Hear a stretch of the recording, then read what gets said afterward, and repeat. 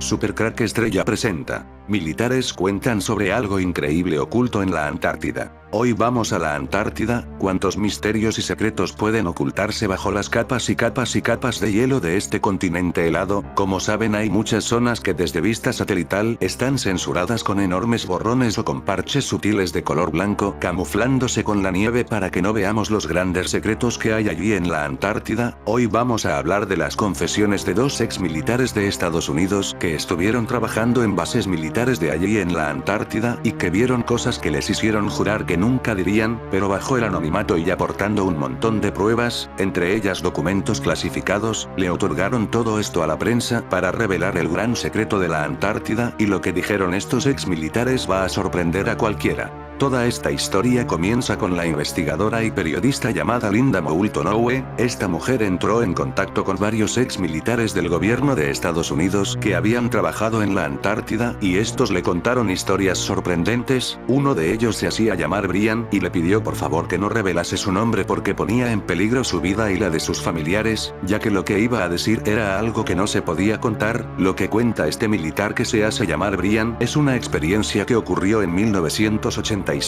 en la base más importante de la Antártida, la base de McMurdo. Justo en esta base de McMurdo, en una zona montañosa, mi canal ha encontrado en el Google Earth cosas muy extrañas que te pongo en este video. Allí recibió una llamada de emergencia para todo su equipo, ya que en la otra base llamada la base Davis, que estaba en la parte norte de la Antártida, McMurdo estaba en la sur, recibieron una llamada de emergencia ya que, al parecer, uno de los científicos de la base Davis estaba operando con unas calderas, le explotaron y sufrió graves heridas. Entonces el equipo de rescate que llevaba Brian se montó en un gran avión Hércules y tuvo que viajar 6 horas hasta llegar hacia la posición de la base Davis para rescatar al científico. El problema es que tenían que hacer una parada de combustible para recargar, y también mientras iban en dirección hacia la base Davis recibieron una llamada interna de los oficiales. Les decían que se tenían que desviar 48 kilómetros desde la posición que llevaban porque había un punto estratégico que no podían observar. Ese punto estratégico, les dijeron, que era una estación de muestreo. Aumentaba en media hora, un poco más, el tiempo de llegada para el rescate, y esa media hora podría ser decisiva. El científico podría morir en ese tiempo, por lo que no se desviaron tanto, recortando en ese tiempo, y pudieron ver esa estación de muestreo. El problema es que no era ninguna estación de muestreo, era un enorme agujero de 90 metros de diámetro con una concavidad. Tenía unas rampas de nieve hacia abajo y que les dejó a todos con la boca abierta porque no sabían qué demonios era eso. Lo que sí que sabían era que no se trataba de ninguna base de muestreo aéreo, de ninguna estación. Entonces, después de eso no dijeron nada, llegaron a la base Davis, rescataron al científico y volvieron otra vez al mismo rumbo. Esta vez de vuelta los oficiales les amonestaron, les dijeron que no podían volver a acercarse tanto a esa base de muestreo aéreo, a esa estación, y decidieron obedecer porque ya se la estaban jugando un poco al observar que querían ocultar. Cambiaron de rumbo, aumentaron media hora más por el cambio avión. Brian, cuenta la periodista señorita Linda, que lo que vio lo dejó sin aliento: un enorme agujero de 90 metros en la nieve, en una planicie de nieve. Allí todo era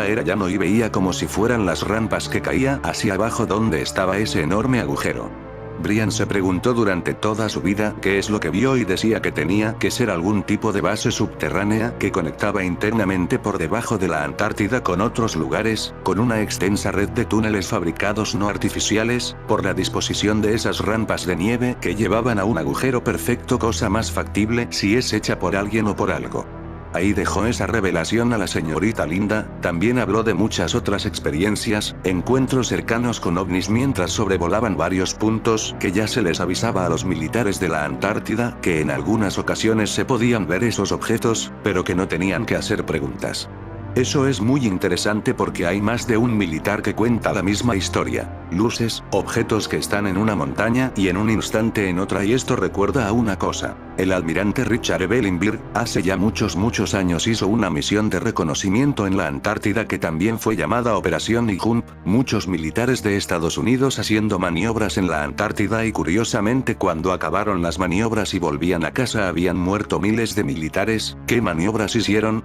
La gente, la cultura popular los llamó la guerra de los pingüinos porque allí solo habían pingüinos. ¿Con quién se estaba peleando Estados Unidos en la Antártida? Richard Evelyn Byrd dijo una cosa curiosísima, textualmente dijo: vimos otro enemigo del cual la humanidad tendrá que prepararse, un enemigo cuya tecnología está en un instante en el polo sur y en otro instante en el polo norte, décimas de segundo. ¿Estaría hablando del fenómeno ovni? Es lo que realmente muchos investigadores piensan, pero ahora, justo en el lugar donde se realizaron estas operaciones en la llamada Operación Ninjump, yo en mi canal Supercrack Estrella, encontré en el Google Earth, una puerta gigante con forma de triángulo. La entrada a la tierra hueca, la puedes ver en este video. Ahora vamos con otro testimonio, otro ex militar de una de las bases de la Antártida, que lo que vio fue muchísimo más sorprendente que un agujero de 90 metros en la nieve, que ya es sorprendente, pero esto va más allá. Este otro militar que rompió el silencio se hace llamar Spartan, uno de los Navy SEALs de Estados Unidos, trabajó en una de las bases de Estados Unidos en la Antártida, y en agosto del año 2003 le tocó hacer una misión de reconocimiento. Esta misión le llevó durante muchas horas un largo camino para llegar a un punto clave, y allí lo que vieron fue una estructura octogonal de 8 lados, de enormes dimensiones y que destacaba por completo con todo el terreno. La estructura, según él describe, sobresalía de la nieve como si una parte estuviera enterrada, tenía 2 enormes puertas de color negro macizas bastante altas, pero él describe que tocó la puerta con el dedo y la puerta retrocedió hacia atrás y se abrió automáticamente, como si no tuviera peso. Al entrar en esta instalación que él pensaba que era algo de origen militar todavía, empezó a ver cosas raras con la iluminación, una iluminación de una luz que no estaba como podemos imaginar. Eso así lo describe el señor Spartan 1, una iluminación de tonos verdes que bañaba el lugar. A medida que iba avanzando por el pasillo vio otras puertas y otros pasillos, pero acabó en una amplísima y gigantesca área que cubría el octógono. Esta espaciosa área, lo que le llamó la atención, aparte de ese tono verde que no emitía ninguna luz, eran unos murales de símbolos que él describe como jeroglíficos, pero que no eran jeroglíficos como los que él había visto en su vida, era otra cosa. A partir de ahí empezó a hablar de que esto se relacionaba muchísimo con una cultura desconocida ultra avanzada de origen posiblemente extraterrestre. Claro, la cuestión de todo este asunto son 2 ex militares contando cosas increíbles bajo el anonimato, aportando pruebas a la señorita Linda, pero como podemos saber si todo esto es verdad? Claro, no se puede comprobar, no hay un documento físico real de una fotografía, un vídeo, no tenemos esas instalaciones porque están censuradas curiosamente por satélite. Aquí esto lo tenemos que plantear como un misterio porque no sabemos realmente si nos están engañando estos militares o si están diciendo la verdad, por eso les damos el beneficio de la duda. De lo que no tengo duda es que estos sitios es donde se refugiarán cuando todo se ponga feo en caso de una guerra. Supuesta máquina extraterrestre que habría sido encontrada en la Antártida. Según lo publicado en el sitio Before It's News en el año 2011, la historia sobre la supuesta máquina extraterrestre comenzó a hacerse eco en el 2001. Según el texto, un satélite espía de los Estados Unidos logró identificar una anomalía en una región sobre la parte oriental de la Antártida cerca de la base Vostok, y tras analizar la evidencia se concluyó que se trataba de una estructura artificial bajo una capa de hielo con aproximadamente 3 kilómetros de espesor. Todo indica que los estadounidenses intentaron mantener en secreto el misterioso descubrimiento. Sin embargo, no pasó mucho tiempo antes de que la noticia terminara en oídos de las agencias de gobierno europeas, lo que dio origen a una fuerte especulación.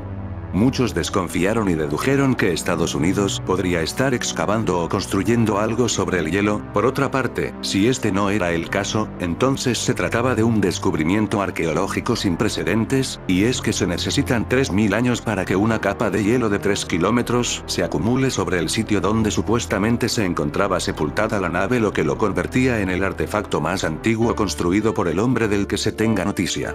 Rompiendo el Tratado de la Antártida. Siguiendo con la versión de la noticia, esta situación generó bastante tensión en la época, pues, según el Tratado Antártico firmado por los países que reclamaban posesión del continente en 1959, está prohibido realizar excavaciones o construir edificios en la Antártida que no sirvan a fines científicos. Según los rumores, pese a la protesta de los países europeos, el gobierno de los Estados Unidos optó por continuar con las investigaciones, destacando a un grupo de militares hasta el sitio en total secreto.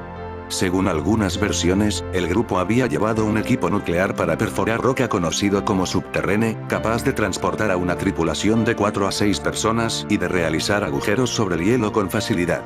A buen seguro que aquí se pondrán a salvo cuando ocurra algún desastre en la Tierra. Curiosamente, en esa misma época, una misteriosa emergencia médica habría forzado a la evacuación de un equipo no identificado en el medio del invierno antártico. Poco tiempo después, un extraño sismo pudo registrarse en la región y, misteriosamente, el epicentro se situaba justo donde la estructura se encontraba enterrada.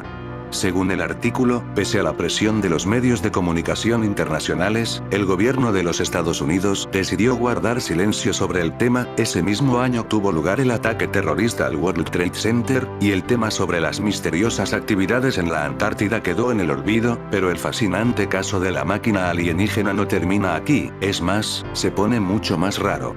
La historia sobre el dispositivo se retoma un año después, en el mes de noviembre de 2002, tras la supuesta desaparición de un equipo de filmación de una emisora con sede en California sobre la que no existe información concreta. Según los informes, el equipo de militares estadounidenses enviados para rescatar a los periodistas habría encontrado entre sus pertenencias un video con evidencia sobre el hallazgo de una enorme estructura prehistórica enterrada en el continente helado, y que incluso podría ser de origen extraterrestre. El supuesto canal de televisión habría publicado en su sitio una nota afirmando que el gobierno estadounidense intentaba impedir que el material fuera divulgado, pero aparentemente eliminaron la publicación poco tiempo después. Y las cosas siguen poniéndose raras. Vórtice temporal en la Antártida relacionado con máquina del tiempo campana nazi. Tras el incidente que involucraba la supuesta desaparición del equipo de filmación, un grupo de investigadores británicos y estadounidenses habrían sido testigos de un evento totalmente inesperado.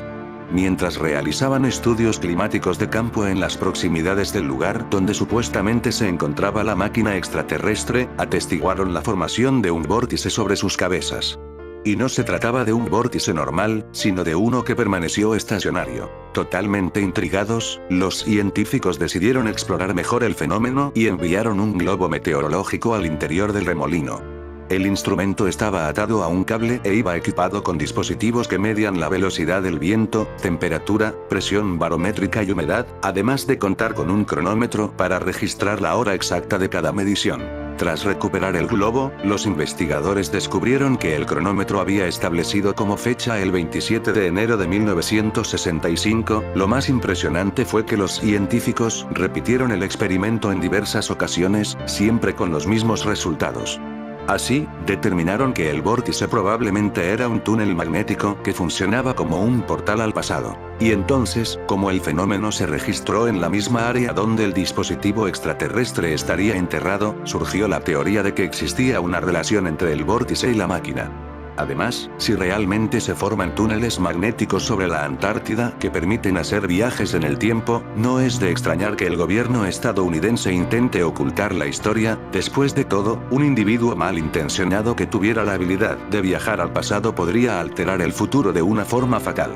El 27 de enero de 1965 es la fecha donde está el portal dimensional con salto de tiempo, y tiene una explicación. En este mismo año 1965 se pudo ver la máquina del tiempo campana nazi. La historia es la siguiente. El incidente ovni de Kecksburg ocurrió el 9 de diciembre de 1965 en la localidad pensilvana del mismo nombre. A principios de ese año es donde está el portal encontrado en la Antártida, por lo que queda demostrado que los nazis ocultos aquí desde que terminó la guerra, lanzan sus operaciones de viajes en el tiempo, como yo demuestro con datos. De aquí partió la máquina del tiempo de Kecksburg. Ocurrió el 9 de diciembre de 1965, al noreste de los Estados Unidos. Un gran bola de fuego fue vista por miles de personas en por lo menos 6 estados de los EU y en la provincia canadiense de Ontario.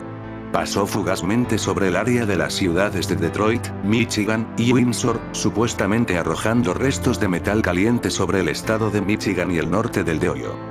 La prensa generalmente asumió que se trataba de un meteoro, y así lo informó en esos días, descartando otras alternativas como un avión estrellado, un misil errante o basura espacial proveniente de un satélite artificial.